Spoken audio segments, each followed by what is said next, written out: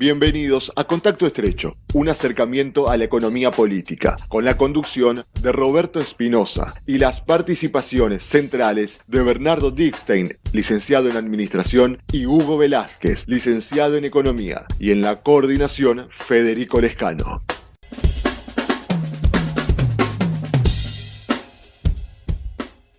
Bienvenidos a otra emisión de Contacto Estrecho, un acercamiento a la economía política, y esta vez vamos a tocar el tema de el precio de la carne, o si se quiere vamos a hablar de todos los productos que en general van subiendo. El tema sería la subida de precios de productos esenciales en estos tiempos. ¿A qué se debe? Y el interrogante que queda flotando es, ¿hay una especulación también en los productos alimenticios, en aquellos proveedores de productos alimenticios? ¿Por qué hay tanta diferencia entre el precio de la góndola y el que le pagan al productor en términos generales? ¿A qué se debe esto? Rápidamente vamos a presentar a los especialistas. Estoy hablando de Bernardo Dickstein y Hugo Velázquez, especialistas en temas económicos, tratando de entender esta situación, si se trata de una especulación en cuanto a la suba de precios.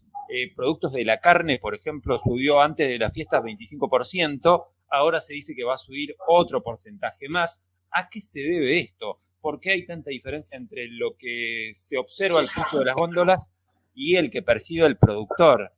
Bueno, es mucho el tema, ¿no?, para tratar de entenderlo, pero seguramente es un buen tema que amerita desarrollarlo, ¿no?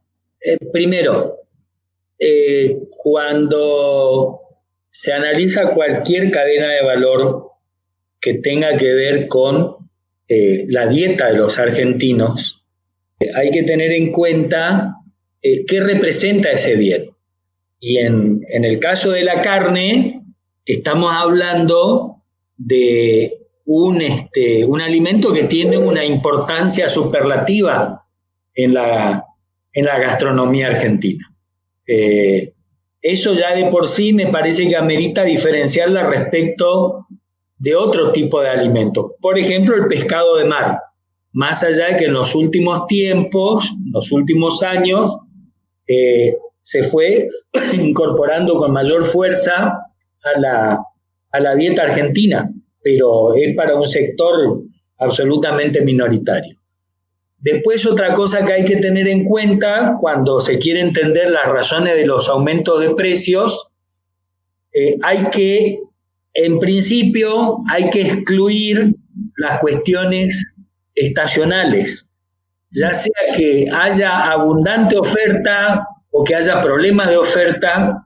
Siempre sobre esta fecha, es decir, sobre las fiestas de fin de año, el precio de todas las carnes va a aumentar. Ni más ni menos como puede aumentar el precio del pescado para Semana Santa.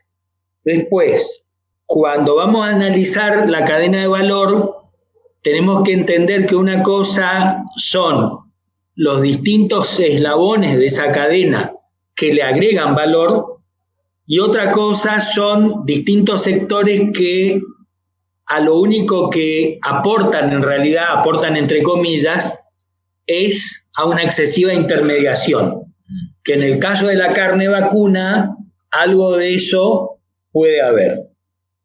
Ahora, ¿qué es lo que está pasando en los últimos años en el caso de la carne? Respecto de lo que es desde fines del 2015 hasta el presente, las exportaciones de carne han aumentado mucho. Por ejemplo, tan solo en los primeros 10 meses de este año, del 2020, respecto de los primeros 10 meses del 2019, las exportaciones aumentaron casi un 12%, un 11,8% para ser más precisos. A pesar de que en términos de precios el nivel de las exportaciones fue menor, pero de última, ese 12% que aumentó en cantidad, que aumentaron las exportaciones, eso resta para el consumo interno.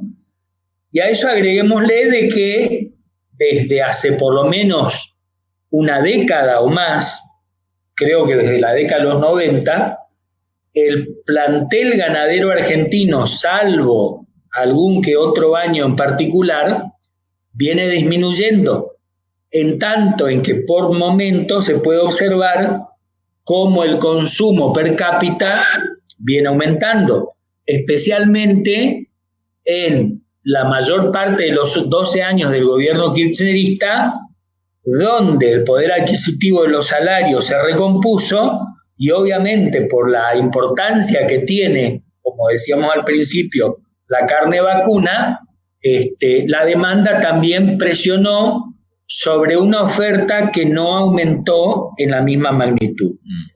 Todo ese tipo de cosas hacen que confluyan a que el precio suba. A eso hay que agregarle de que puede ser que haya sido una política acertada en su momento, pero errónea probablemente desde el punto de vista del largo plazo. Recordemos que en algún momento de los 12 años del gobierno kirchnerista se permitió la faena para aumentar la oferta de terneras, de vientres, que en definitiva son madres para un futuro. En definitiva, acá confluyen mayores exportaciones, pérdida del poder adquisitivo de la población, menor oferta para el mercado interno, todo eso redunda en aumento de precios. Y a eso, para terminar, hay que agregar de que en la cadena cárnica probablemente exista un exceso de cadenas de intermediación que muchas veces son los que agregan un porcentaje mayor de rentabilidad aún que el mismo productor. Y finalmente, cuando estamos hablando de cuánto recibe el productor y a cuánto llega el consumidor, en ese camino tenemos que tener en cuenta el costo del transporte, el costo de la faena, y tengamos en cuenta que al productor se le paga por kilo vivo, pero un animal rinde aproximadamente entre un 33 y un 35% de carne útil para la venta, o sea, que prácticamente al precio que le pagan al productor hay que multiplicarlo casi por 3 para entender cómo se va conformando el precio final. Me quedo con esto. Hay una pérdida de poder adquisitivo marcada ya en los últimos 2 años de la gestión de Macri, ahora en la gestión de Alberto Fernández son 3 años de pérdida de poder adquisitivo. Esa pérdida de poder adquisitivo redunda en menor consumo, se consume menos carne, se produce menos carne también, pero pese a la pérdida del poder adquisitivo, a consumir menos carne, debido justamente a esa pérdida, se produce menos carne por otro lado, pero sin embargo el precio salta.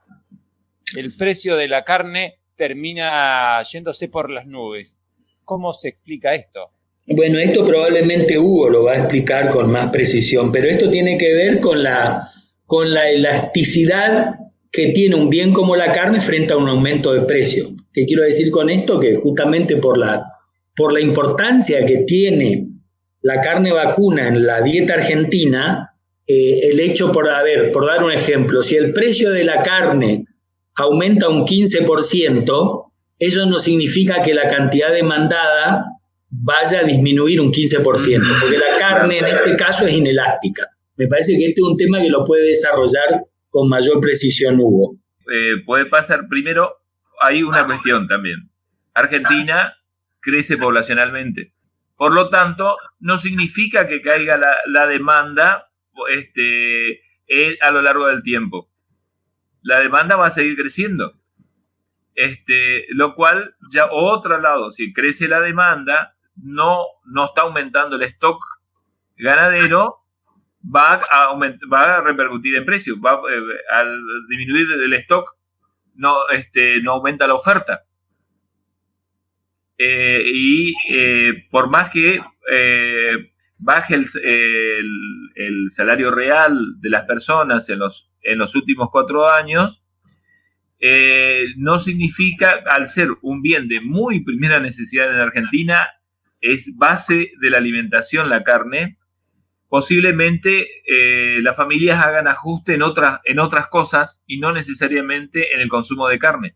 Pero fíjate, por la fuerza que tiene cultural el consumo de carne en la alimentación de las familias. Mira, hace poco leí una información que decía, efecto pandemia, cayó el consumo per cápita de carne en Argentina. Esto según el Instituto de Promoción de Carne Vacuna en Argentina. La demanda de este producto alcanzó uno de los valores históricos más bajos. Es decir, que hay una merma en el consumo por la pérdida de poder adquisitivo, por la pandemia, por la crisis. Estás analizando un tema coyuntural en algo estructural. Es decir, la pandemia es una cuestión coyuntural. Ajá. Una vez que vengan, uno tiene expectativas positivas, ¿no? Porque empiecen a venir las vacunas y demás, vamos a ir empezando a salir de este problema. Pero es una cuestión que pasó en un año anormal, y donde el tema sanitario generó un tema económico, claro, un problema económico en toda la economía mundial, no es una cosa rara en Argentina. Claro. Hugo, tengo un dato que es interesante para contrastar esto, ¿no? En la década del 70 se consumía alrededor de 90 kilos per cápita de carne vacuna. Uh-huh. Ahora se consume 50 kilos de carne per cápita, uno de los niveles históricos más bajos de carne per cápita en el país, de carne vacuna. Bueno, pero te tengo que decir que en la década del 70 éramos 25 millones y ahora somos 45 millones de habitantes. Ajá. Por lo tanto, la demanda siguió creciendo. No paró. Más allá de que el consumo individual haya bajado, la demanda total no paró. Y por lo tanto necesitamos que siga creciendo el stock ganadero, como creció en el Chaco y en Corrientes. Ajá, en Chaco crece el stock ganadero.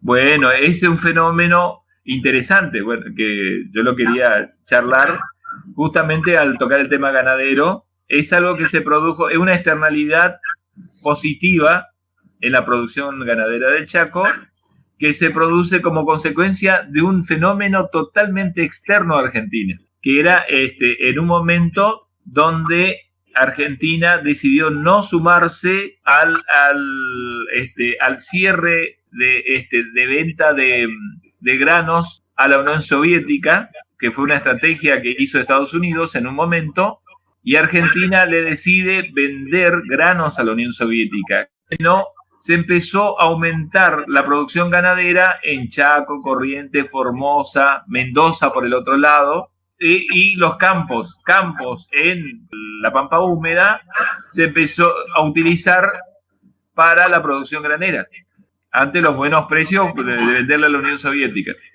Y eso hizo, acá tengo un testigo falso, que es Bernardo, que es de mi época, que no me va a dejar mentir, que cuando estábamos en la secundaria, la carne, estoy hablando a principios de la década del 70, la carne del Chaco era muy dura. No tenía la calidad que tiene hoy, y hoy es carne de buena calidad y producida en la provincia del Chaco y en la provincia de Corrientes.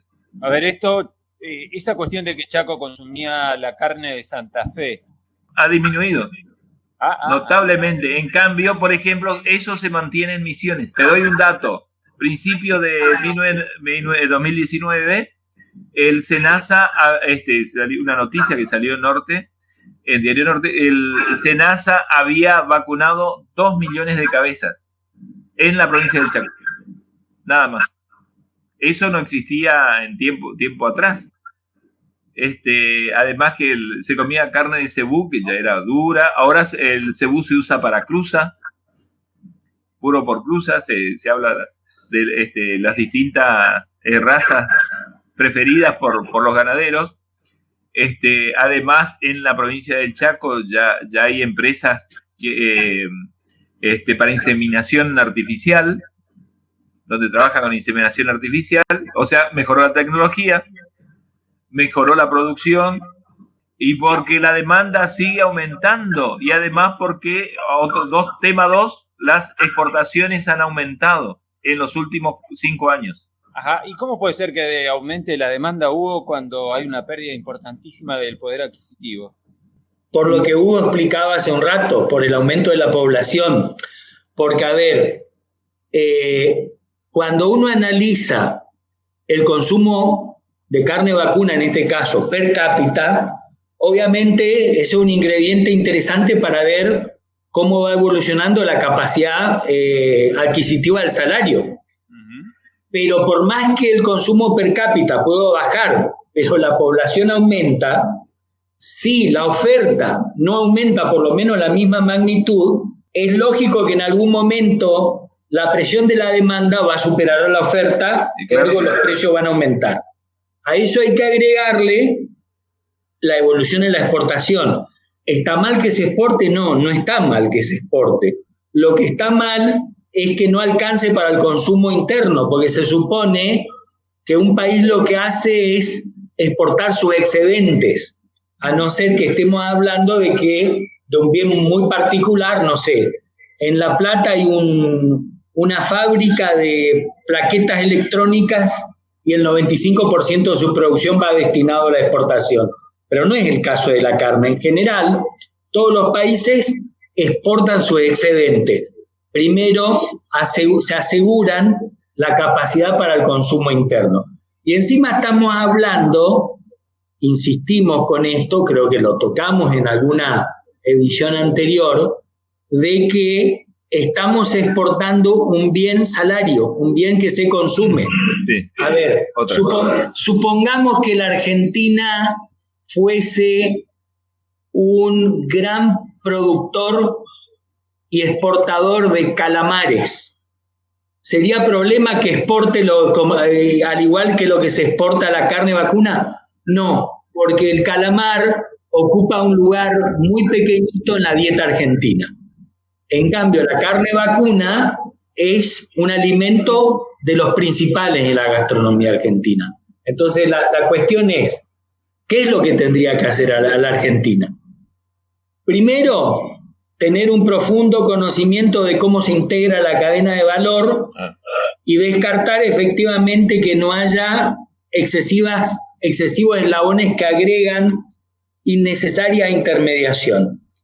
Y después hacer un plan a largo plazo de manera tal de que permita en un plazo relativamente corto en términos económicos, en un plazo de 10 años, por ejemplo, permitir que el stock ganadero, con lo cual se va a formar la oferta, aumente mucho más de lo que vaya a crecer la proyección de crecimiento de la población. Y también a eso un plan que eso tiene que ver con una cuestión de educación y posibilitar el acceso para que los argentinos incorporemos a nuestra dieta otro tipo de alimentos que hasta este momento o no lo hemos incorporado o lo que se consume de esos alimentos es muy poco. Y donde en la década del 70, que teníamos 23 millones de habitantes, 25 millones, se hablaba en 1978 con el Mundial que teníamos 25 millones. Bueno, así que para 1970 teníamos menos. Lo importante es que si fuimos de 23 millones a 45 millones de habitantes, por lo menos el stock ganadero tenía que haber crecido en la misma proporción para que no repercutan en precios. Pero si el stock ganadero está detrás de ese crecimiento poblacional, y va a faltar oferta. Claro. El tema es que casi siempre el precio termina yéndose para arriba, ya sea porque falta producción o porque no hay demanda suficiente o porque se termina exportando. Nunca baja el precio. Porque no hay oferta suficiente. Y es lo que estoy diciendo, no hay oferta suficiente. El stock no creció al ritmo de la población. Y por lo tanto, al haber menos oferta, sube el precio. Hay algo que por ahí estamos omitiendo. En mi caso, por ejemplo, yo mencionaba los datos de la carne vacuna, pero seguramente en la comparación de la década del 70 con lo que ocurre ahora, aumentó muchísimo el consumo de carne de cerdo. Eso Sí. puede ser también algo que suplante lo que se consumía antes de carne, casi exclusivamente de carne de vacuna, seguramente, ¿no? Pero te vuelvo a decir, en la misma situación, la población creció en ese periodo de tiempo. Pero creció mucho, casi se duplicó. Uh-huh. Que no es poco. Y Claro. del otro lado, también creció el consumo de cerdo, ¿sí? Bueno, Chaco promocionó y está exportando ahora en plena pandemia, los chivos. Hay exportación de chivo de Chaco al exterior, ¿eh? Ajá. ¿El hecho de que haya exportaciones es una buena noticia o una mala noticia para el consumidor de carne en general? Depende de qué. Carne vacuna. Y no, en esta coyuntura, por lo visto, no es tan bueno que se exporte.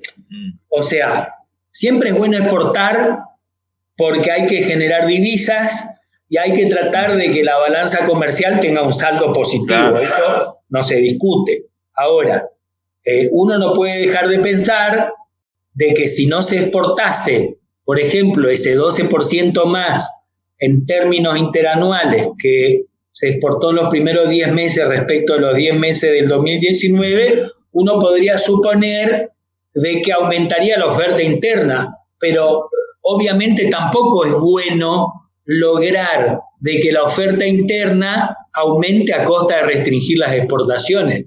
En todo caso, el desafío está en ver cómo se busca un equilibrio entre disponibilidad para el mercado interno y disponibilidad para las exportaciones. De todas maneras, hay que tener en cuenta que esas son alternativas para el corto y mediano plazo. Si uno pretende solucionar esto en forma estructural, y hay que abordar una serie de cosas, y probablemente más, como lo exponíamos hace un rato, planificar el crecimiento del stock, ver cómo, por una cuestión cultural, cómo se incorpora el consumo de bienes sustitutos a la carne vacuna.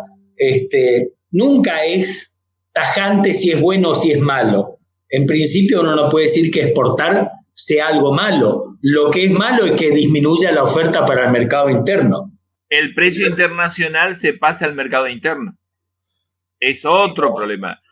Otro problema, la cadena de valor. Una solución que en un momento se trabajó a través del sistema cooperativo, no tanto en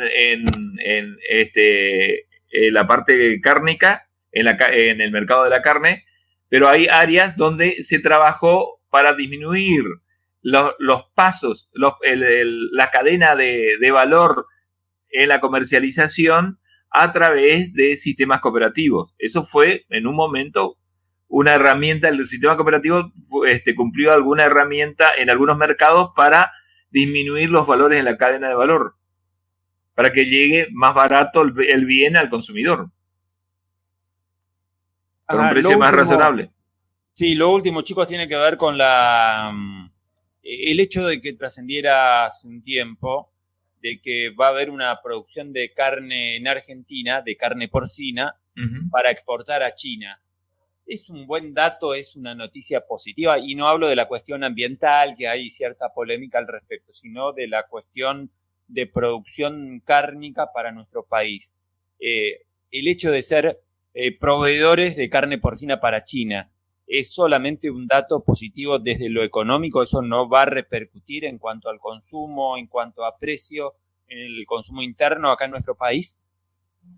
Hay que ver si toda la producción es para exportación primero. Ajá. A ver cuánto queda de esa producción, de ese proyecto que se está haciendo, se va a llevar adelante o se quiere llevar adelante con China. A ver si todo es para exportar para China y si queda stock para el consumo local. Hay que ver. Como exportación, bueno, como producto de exportación está interesante, pero bueno, otra vez es un crecimiento en la primarización. Eso es una cuestión estratégica. No es algo que le damos más valor. A ver, no es solamente vender vacas, sino también vender manteca, dulce de leche, claro. Producto con más valor. proceso productivo. Acá va a ser producto primario básico sin ningún tipo de producción. Aparentemente, más de eso, yo lo que tengo entendido, lo que accedí es que va a ser la exportación de cerdos, digamos, nada más. Ajá, y no puede ocurrir, Hugo, que se dé una producción porcina en base a conveniencia de la exportación, de que los productores porcinos en Chaco tiendan a exportar, opten por exportar y descarten el mercado interno por esa conveniencia, y eso haga que haya un efecto de escasez de carne de cerdo en la provincia. Mira, tengo entendido que los que van a exportar son precisamente los del proyecto, no el resto. No es algo que se distribuye para el resto, no. Es el grupo del proyecto, financiado por China, etcétera. Es casi, como llamábamos, Bernardo, en otras épocas, es economías de enclave, casi una economía de enclave. Exactamente. Así es. ¿Qué sería una economía de enclave? A ver, el término enclave en geopolítica tiene que ver con la existencia de ciertos territorios dentro del territorio de cierto país, pero que en realidad pertenecen a un tercer país, y ese territorio inclusive se guía por leyes propias. Por ejemplo, Berlín Occidental era un enclave dentro de la República Democrática Alemana, cuando la Alemania estaba partida en dos, porque Berlín Occidental estaba rodeada por territorio de la República Democrática Alemana. Si uno mira, por ejemplo, hay muchos casos.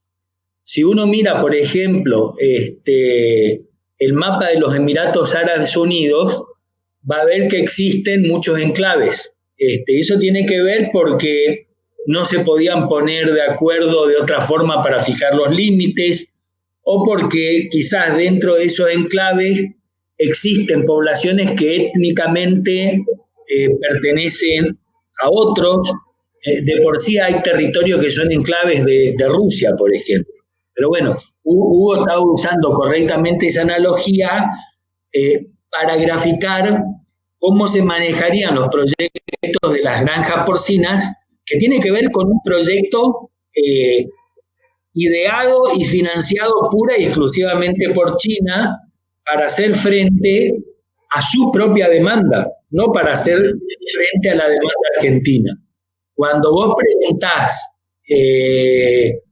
si eso puede incidir en el mercado interno, a ver, desde el punto de vista de la oferta, no, porque nada de esa oferta en principio va a estar destinado al mercado interno argentino. Ahora, puede incidir sobre el precio interno de la carne de cerdo, podría. ¿Por qué? Porque en la alimentación de los cerdos se utiliza un balanceado que en gran parte está compuesto por maíz, y maíz lo utilizan también nuestros propios productores, con lo cual si uno piensa en que las 25 granjas que se van a instalar en la Argentina, las 25 granjas de China de cría porcina, van a demandar una cantidad muy importante de maíz, pues entonces uno podría suponer que el precio del maíz va a aumentar, por ende va a aumentar también ese insumo de alimentación para los productores argentinos. Sin embargo, en principio, lo que dicen los especialistas es que hay un gran excedente en la producción de maíz que no se coloca. Entonces, si efectivamente eso se verifica, la mayor demanda de las granjas chinas no tendría por qué afectar el precio del maíz que se utiliza como alimento en la cría de los productores argentinos. Pero bueno, eso se pueden hacer muchos cálculos, muchas suposiciones, muchas proyecciones, muchas conjeturas, pero bueno, después, a la hora de implementarse en forma práctica, y hay que ver efectivamente cómo reaccionan los mercados proveedores, en este caso del maíz. Y finalmente, bueno, lo que dice Hugo, ¿está mal que se exporte? No, no está mal, pero uno no puede dejar de considerar las cuestiones ambientales, que no se las puede ignorar, que no es tan claro lo que va a suceder, y lo que es muy importante, lo que dice Hugo, seguimos induciendo a la primarización de la economía, del aparato, de la matriz productiva de la Argentina. Porque no es que se van a criar cerdos para a partir de esos cerdos hacer embutidos, aunque más no fuese eso, para exportarlo a China, no. Se van a exportar los cerdos faenados, a lo sumo cortados en pieza y enfriado y congelado. Valor agregado prácticamente cero. La economía de enclave es cuando vienen una inversión extranjera para un área territorial del país para producir un determinado bien. Bueno, ¿y qué pasa? Cada inversión extranjera tenemos que ver cuánto nos van a dejar en salario, cuánto van a usar de nuestros bancos, es decir, de los recursos financieros, y van a pagar intereses, cuánto se van a llevar de beneficios, y además cuánto van a pagar de impuestos. Bueno, la economía de enclave normalmente vienen, se instalan, entran a producir, traen los obreros, no dejan salario. Tienen algún tipo de conexión con la dirigencia de ese país y terminan negociando bajos impuestos, casi no dejan en impuestos. Por ejemplo, las mineras que se le eliminaron los impuestos cuando exportan, ¿se acuerdan? Ahí tenemos un ejemplo. Y bueno, por eso la economía de enclave es eso. Vienen, se instalan y pasan a ser un territorio extranjero, como dijo bien Bernardo hoy. Que bueno, él hizo más referencias políticas, pero en economía también funciona de esa manera. Y además no usan recursos locales, por ejemplo, los insumos todos traen del exterior, por lo tanto no están usando insumos locales, no dejan salarios, los beneficios se los llevan y por ahí pagan pocos impuestos encima. Hay que ver qué es lo que dice la letra fina. Por ejemplo, Hugo mencionó los insumos. Bien podría ser de que, por ejemplo, que para esas granjas de cría se utilicen vacunas producidas en China. Bueno, y es muy probable que ese tratado prevea, no estoy diciendo que así sea, pero no habría que extrañarse, es muy probable que ese tratado prevea de que esas vacunas van a ingresar sin pagar aranceles externos. Con lo cual, para el fisco eso va a tener un efecto neutro, ¿no? Entonces, en todo caso, a lo sumo va a quedar el ingreso de divisas por exportación, siempre y cuando no haya un tratamiento especial para eso. Y voy a dar otros dos ejemplos que se arriman un poco a la definición de Hugo de economía de enclave. Por ejemplo, cuando la Argentina emite deuda soberana y está aceptando la jurisdicción de tribunales extranjeros, eso de alguna manera también se convierte en un enclave, porque finalmente si hay un litigio, valen las leyes extranjeras, no las leyes argentinas. Ese es un ejemplo muy fuerte de lo que tiene que ver con la existencia de una economía enclave.